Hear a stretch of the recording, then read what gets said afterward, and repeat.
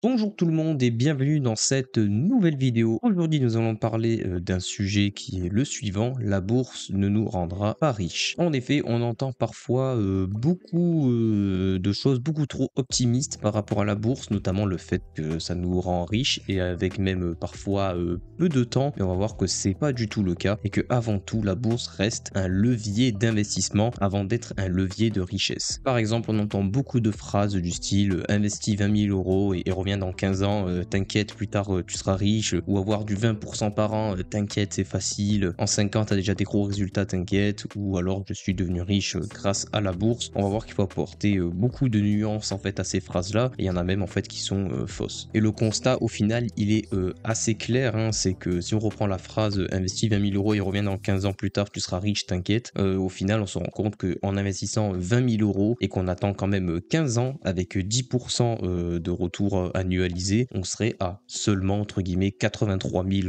euros, donc ce qui est pas du tout assez pour pouvoir espérer prendre une retraite, surtout dans un pays comme la France, c'est pas du tout assez. Alors après évidemment, normalement quand on investit aussi mensuellement, on fait du DCA, mais là on se rend compte que même en investissant 500 euros mensuels, avec le même horizon de placement 15 ans, 10 ans et 10% d'intérêt, pardon, on se retrouve à avoir un peu moins de 300 000 euros. En soi, ce qui est pas trop mal, mais il y a des choses à prendre en compte, il y a notamment l'inflation. En 15 ans, il y a de l'inflation et peut-être qu'en fait ces 274 000 euros, ils valent maintenant 230 000. Et 230 000, dans un pays comme la France, en tout cas, c'est pas suffisant pour pouvoir, par exemple, prendre une retraite anticipée ou pouvoir parler de richesse ou de liberté financière. Et surtout qu'on a quand même un horizon de placement de 15 ans, ce qui est quand même assez long. Et aussi, en plus de base, on a quand même mis 20 000 euros en investissement initial. Donc il faut avoir aussi la capacité de le faire. Ensuite, une autre phrase, par exemple, à débunker, c'est oui, ok, je peux pas mettre autant d'argent, mais par contre, je peux avoir un rendement de fou. Style à 20%, c'est totalement possible, t'inquiète. Sur en fait une période très courte de 3-4 ans, c'est sûrement possible d'avoir des rendements, même des fois de 30%, si on fait du stock picking en choisissant les bonnes actions, etc. Mais sur le long terme, c'est presque impossible d'avoir une performance aussi élevée. À ma connaissance, il y en a vraiment très peu de personnes qui ont une connaissance comme ça. Et on n'est pas des Warren Buffett. Voilà, nous ne sommes pas des investisseurs vraiment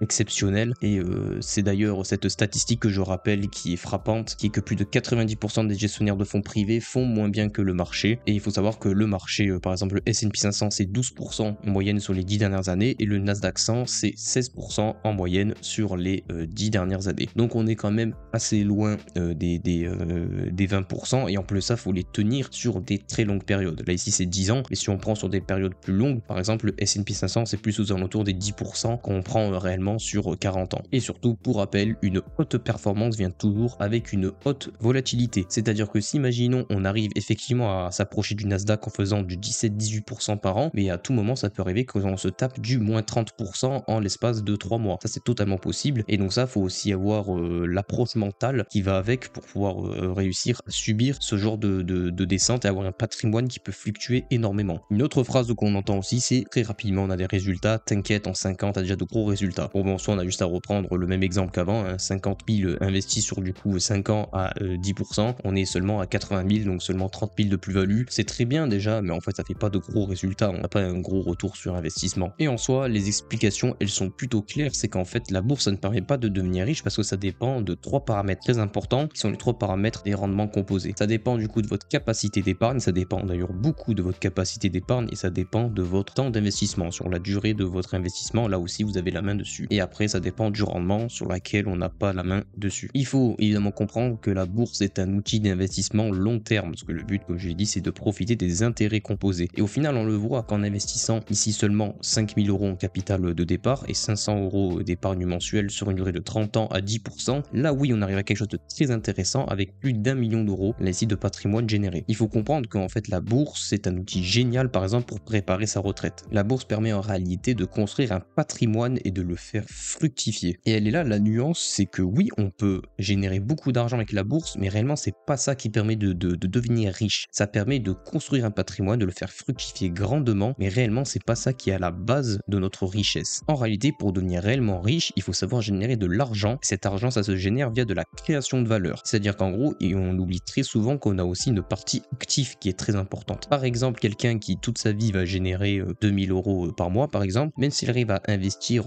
300 euros par mois, il deviendra jamais riche. Peut-être qu'il arrivera aux millions d'euros de patrimoine, mais avec l'inflation, etc., est-ce que ça sera considéré comme riche encore dans 30 ans? Pas forcément. mois. Et même 1 million d'euros, en soi, moi je considère pas ça comme riche. Après ça c'est relatif à chacune de nos personnes, mais en tout cas dans des pays très développés comme la France ou quoi, je trouve que 1 million d'euros de patrimoine, on n'est pas riche. On est aisé, mais on n'est pas riche. Et réellement, pour devenir du coup riche, il faut en fait venir générer de la valeur et du coup augmenter ses revenus actifs. Donc ça peut être via du side business, en faisant du YouTube, du montage vidéo, en étant freelance, etc. Ou via l'entrepreneuriat, très connu, lancer une start-up avec une idée novatrice, lancer son entreprise dans son domaine d'expertise, par exemple l'entreprise de BTP si on est quelqu'un dans la maçonnerie, etc. Ou alors là aussi faire du freelance, par exemple création d'outils informatiques pour des grandes entreprises, etc. Après il faut avoir un bon portfolio, etc. Mais c'est totalement possible. Ou alors une voie plus classique mais qui marche aussi, ça va être d'avoir un CDI mais dans un travail hautement rémunéré. C'est des travaux en général qui vont demander beaucoup de responsabilités. Ça va être des travaux sur les général, il y a beaucoup de demandes, donc il y a une forte tension sur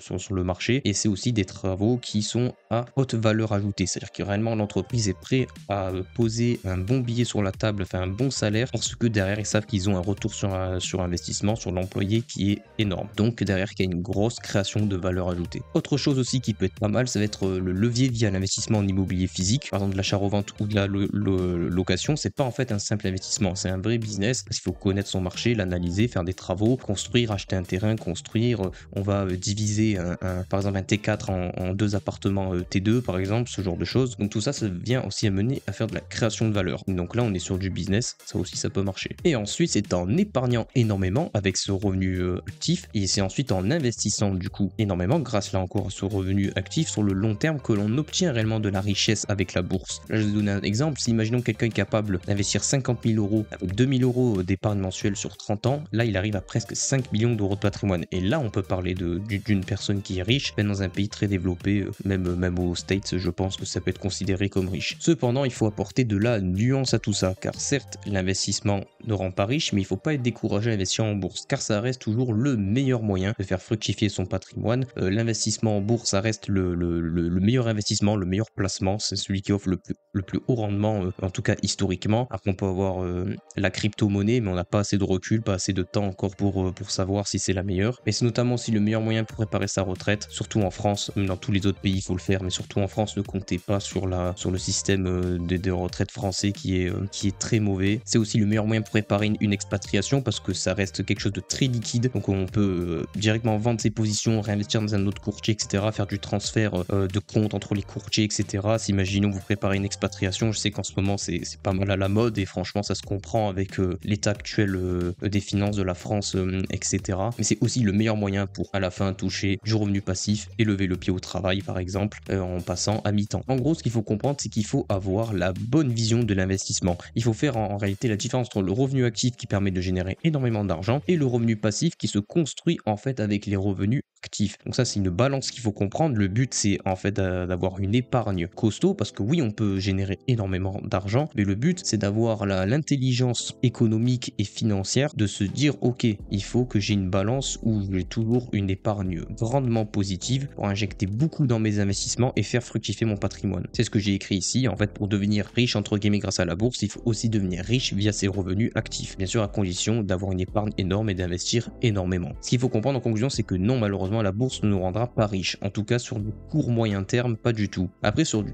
très long terme oui, si c'est quelqu'un qui investit très jeune, dès l'âge de 20 ans, 22 ans, c'est quelqu'un qui peut-être au bout de 40 ans pourra devenir riche, mais il aura quand même attendu 40 ans. Est-ce qu'on peut vraiment parler, est-ce que la bourse rend riche? On a quand même 40 ans ici de temps d'investissement, c'est quand même beaucoup. Cependant, ça reste le meilleur outil pour faire fructifier son patrimoine, investir son argent, et dans tous les cas en fait, ça va battre l'inflation. Il faut pas oublier que c'est le but premier de l'investissement, c'est d'acquérir des propriétés, c'est-à-dire c'est de devenir propriétaire de titres, peu importe soit des titres immobiliers, des titres d'entreprise, des titres d'obligations, peu importe, et de battre l'inflation, c'est le minimum à faire pour conserver son pouvoir d'achat. Et la bourse, ça reste le meilleur moyen pour pouvoir arriver à ces objectifs-là et in fine, lever le pied par exemple au travail, même si en fait on n'arrive pas à une liberté financière concrète et devenir riche, en tout cas ça peut permettre d'avoir tout simplement un travail de meilleure qualité plus tard, travailler moins, avoir une meilleure retraite plus tard avec une avec des revenus passifs, etc. Donc en soi, ça reste la meilleure chose à faire. Investissez en bourse, c'est très important. Il y a quelques vidéos sur ma chaîne qui traitent d'ETF notamment. Je fais pas mal de comparaisons entre les ETF afin de vous éclairer sur vos choix. N'hésitez pas à les regarder. Ceci dit, merci beaucoup d'avoir regardé cette vidéo. N'hésitez pas à me faire vos retours, vos avis en commentaire concernant ce sujet sur le fait que la bourse ne nous rendra pas riches. Si la vidéo vous a plu, n'hésitez pas à lâcher le pouce bleu, à vous abonner pour ne louper aucune de mes vidéos. Je vous dis à très bientôt. Ciao ciao.